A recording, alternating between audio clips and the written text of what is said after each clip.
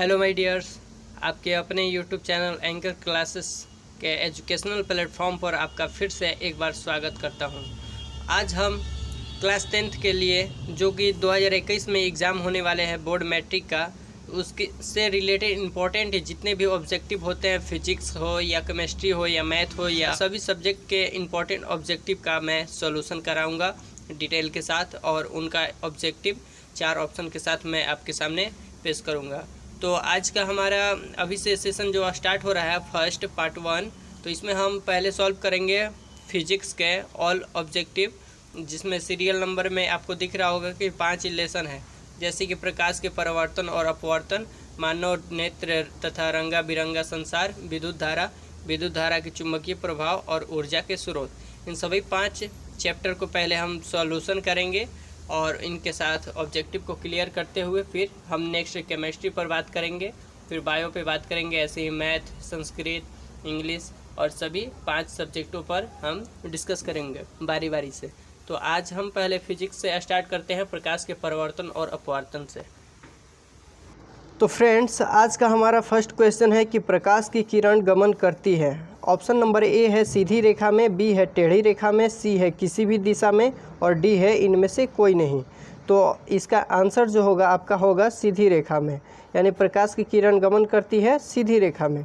Second question पर बात करते हैं। ये सेकेंड क्वेश्चन है कि प्रकाश का वेग न्यूनतम होता है। ए है निर्वात में, बी है जल में, सी है वायु में, डी है कांच में। तो आपका आंसर हो जाएगा कांच में। प्रकाश की वेग न्यूनतम होती है कांच में। अब कैसे कांच में होती है, थोड़ी आइए 1 सेकेंड की बात है, मैं आपको एक्सप्लेन करता हूँ। प्रकाश का वेग न्यूनतम होगा जहाँ कोई भी पदार्थ का घनत्व तो सबसे अधिक होता है। तो आप 4 ऑप्शन में देखेंगे कि सबसे अधिक घनत्व तो किसका होता है। तो आपको मैं बता दूं कि सबसे अधिक होता है कांच का, इसके बाद जल का और इसके बाद वायु का और इसके बाद निर्वात का। तो सबसे न्यूनतम अगर कहा जा रहा है या न्यूनतम कहा जा रहा है, तो सबसे आप न्यूनतम देखिएगा तो आपका हो जाएगा आंसर डी कांच में। थर्ड क्वेश्चन है कि मोटर गाड़ी के चालक के सामने लगा रहता है।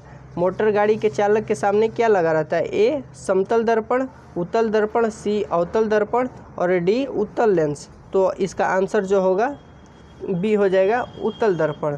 हम फोर्थ क्वेश्चन देखते हैं कि मोटर कार के हेडलाइट में किसका प्रयोग होता है। ए है समतल दर्पण, बी है उत्तल दर्पण, सी है अवतल दर्पण और डी है आपका उत्तल लेंस। तो इसका आंसर जो होगा अवतल दर्पण हो जाएगा।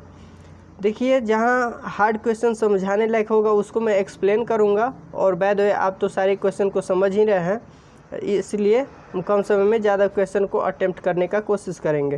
तो आइए 5th नंबर क्वेश्चन देखते हैं। दिया है कि समतल दर्पण द्वारा बना प्रतिबिंब होता है। ए वास्तविक, बी काल्पनिक, सी दोनों, इनमें से कोई नहीं। तो इसका आंसर जो होगा आपका काल्पनिक हो जाएगा। 5th का बी काल्पनिक, कि समतल दर्पण द्वारा बना प्रतिबिंब काल्पनिक होता है। सी क्वेश्चन देखिए कि लेंस की क्षमता का ऐसा ही मात्रक होता है।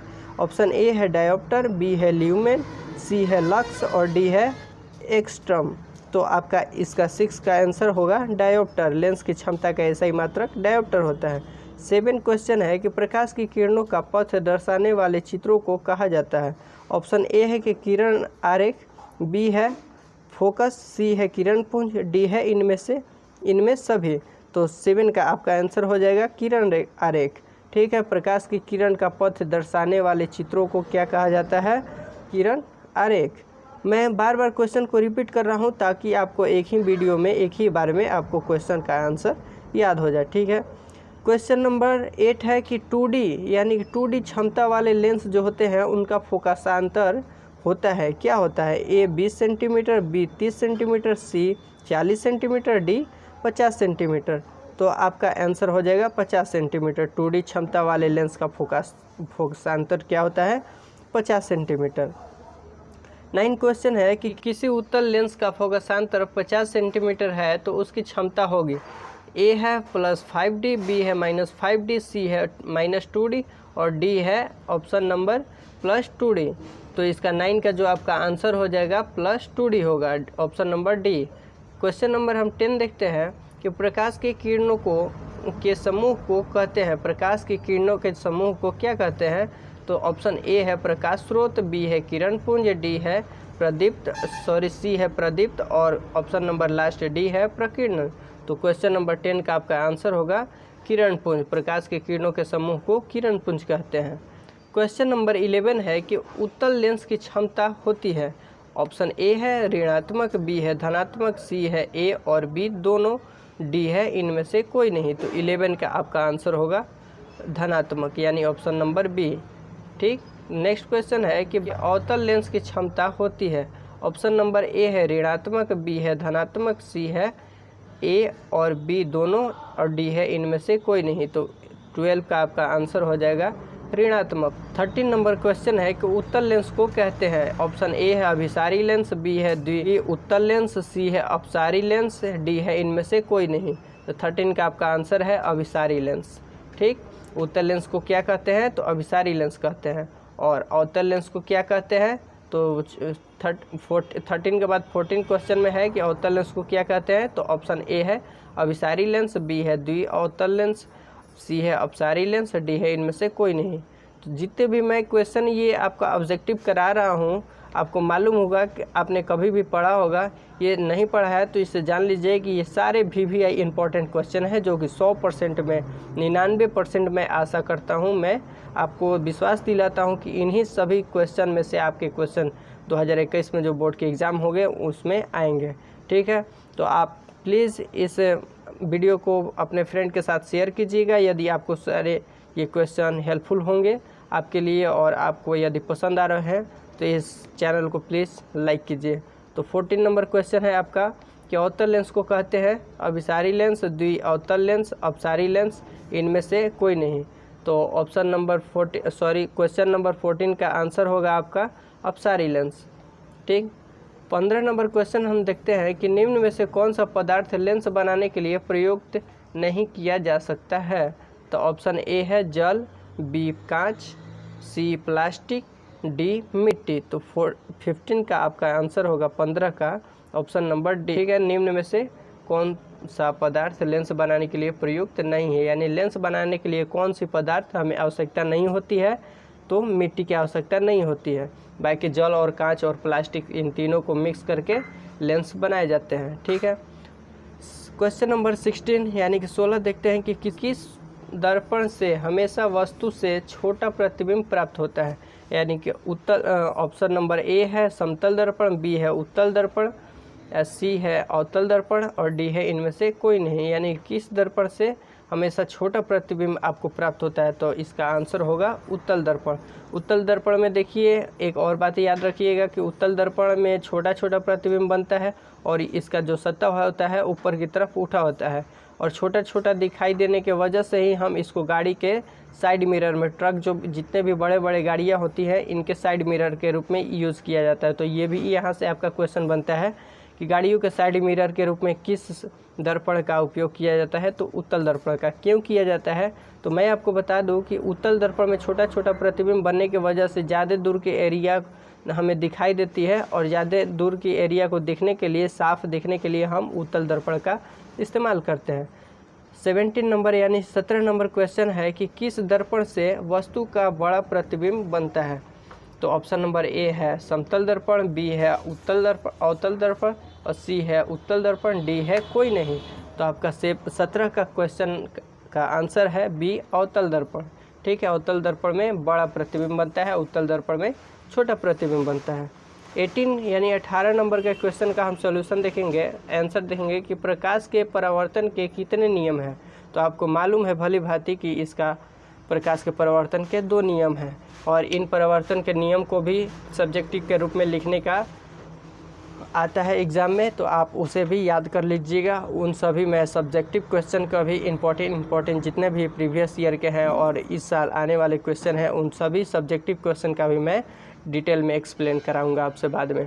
तो अभी आप ऑब्जेक्टिव देख लीजिए, क्योंकि इस बार ऑब्जेक्टिव ज़्यादा आने के चांसेस है। तो आपका 18 नंबर क्वेश्चन है, फिर से मैं बता दे रहा हूँ कि प्रकाश के परावर्तन के कितने नियम हैं। तो 2 नियम हैं।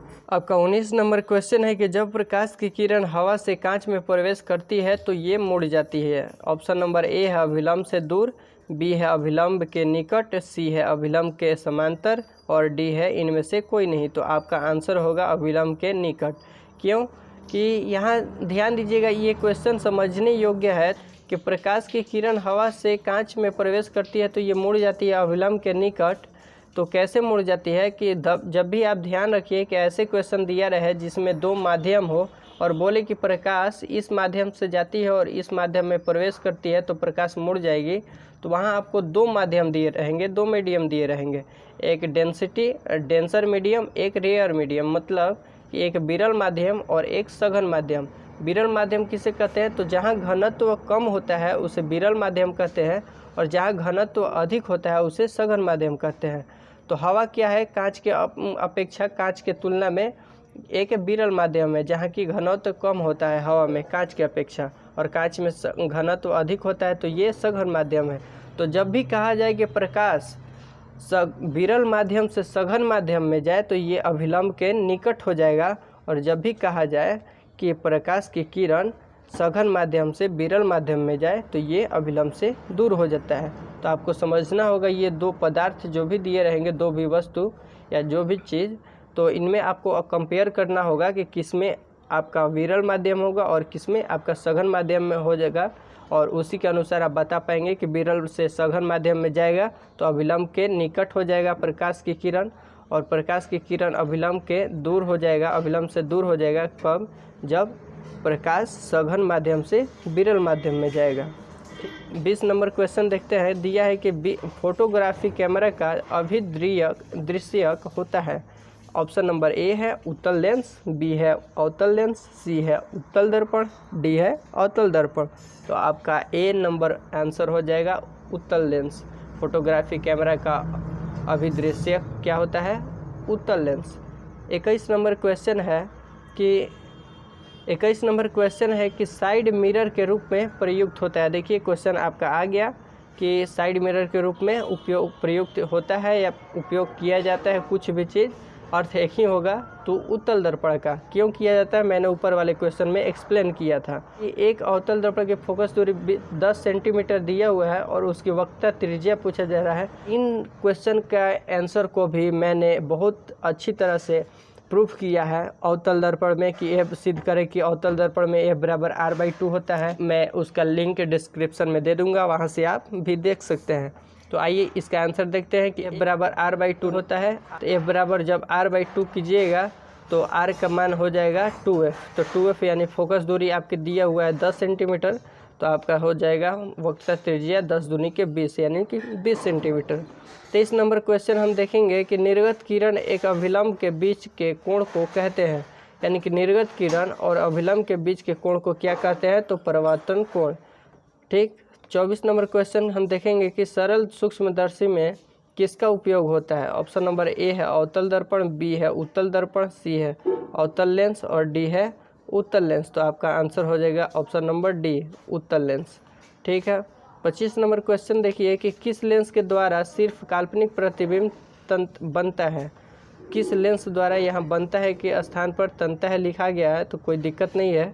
तो किस लेंस के द्वारा सिर्फ काल्पनिक प्रतिबिंब बनता है? तो ऑप्शन नंबर ए है उत्तल, बी है अवतल, सी है बाईफोकल और डी है इनमें से कोई नहीं। तो आपका जो आंसर होगा अवतल लेंस हो जाएगा। और अवतल लेंस में क्या होता है कि काल्पनिक प्रतिबिंब बनता है, केवल काल्पनिक प्रतिबिंब बनता है। ठीक है। 26 नंबर क्वेश्चन है कि परावर्तन के नियम से निर्धारित होता है। परावर्तन के नियम से निर्धारित क्या होता है? ऑप्शन नंबर ए है कि आपतन कोण बराबर परावर्तन कोण के होता है। परावर्तन कोण जो होता है अपवर्तन कोण के होता है। यहाँ ध्यान दीजिएगा, ऑप्शन नंबर ए में है कि आपतन कोण बराबर परावर्तन कोण, यानी आपतन कोण परावर्तन कोण के बराबर होता है, कि ऑप्शन नंबर बी में है कि परावर्तन कोण अपवर्तन कोण के बराबर होता है। ऑप्शन नंबर सी है कि आपतन कोण विचलन कोण के बराबर होता है, और ऑप्शन लास्ट डी है इनमें कोई नहीं। तो आपका आंसर होगा आपतन कोण बराबर परावर्तन कोण, ऑप्शन नंबर ए। आप 27 नंबर क्वेश्चन देखिए कि काल्पनिक प्रतिबिंब होता है। ऑप्शन नंबर काल्पनिक प्रतिबिंब होता है, ऑप्शन नंबर ए है कि सीधा, बी उल्टा, सी दोनों और डी है इनमें से कोई नहीं। तो काल्पनिक प्रतिबिंब कभी भी कहीं कहा जाए तो सीधे को कहते हैं और वास्तविक उल्टे को कहते हैं। ठीक। तो लेंस में 28 नंबर क्वेश्चन है कि लेंस में मुख्य फोकस की संख्या कितनी होती है। तो ऑप्शन नंबर ए है 2, बी है 1, सी है 3, डी है कोई नहीं। तो लेंस की मुख्य फोकस की संख्या कितनी होती है, तो 2। ठीक है। क्वेश्चन नंबर 29 देखते हैं कि सर्च लाइट का परावर्तक सतह होता है। सर्च लाइट जो भी होता है उसका परावर्तक सतह जो होता है कैसा होता है। ए है उत्तल, बी है अवतल, सी है समतल और डी है कोई नहीं। तो आपका आंसर हो जाएगा ऑप्शन नंबर बी, अवतल। लास्ट क्वेश्चन 30 नंबर है कि दाढ़ी बनाने में कौन सा दर्पण प्रयुक्त होता है। तो ऑप्शन नंबर ए है समतल दर्पण, बी है उत्तल दर्पण, सी है अवतल दर्पण और डी है कोई नहीं। तो आपका आंसर होगा ऑप्शन नंबर सी, अवतल दर्पण, यानी दाढ़ी बनाने के लिए अवतल दर्पण का इस्तेमाल किया जाता है। तो हम लोगों ने बहुत ही कम समय में 30 क्वेश्चन का सॉल्यूशन कर लिया है और आशा करता हूँ कि बहुत ही आपको समझ में आया होगा, आपको ये क्लास, आपका ये वीडियो बहुत ही हेल्पफुल रहा होगा। तो प्लीज़ अपने फ्रेंड के साथ शेयर कीजिए और इस चैनल को सब्सक्राइब कीजिए ताकि ऐसे ही वीडियो का नोटिफिकेशन आपको मिलती रहे और आप क्लास 10th में बहुत ही बेटर ढंग से मार्क्स अपने प्राप्त कर पाएँ। ठीक है, तब तक के लिए जय हिंद।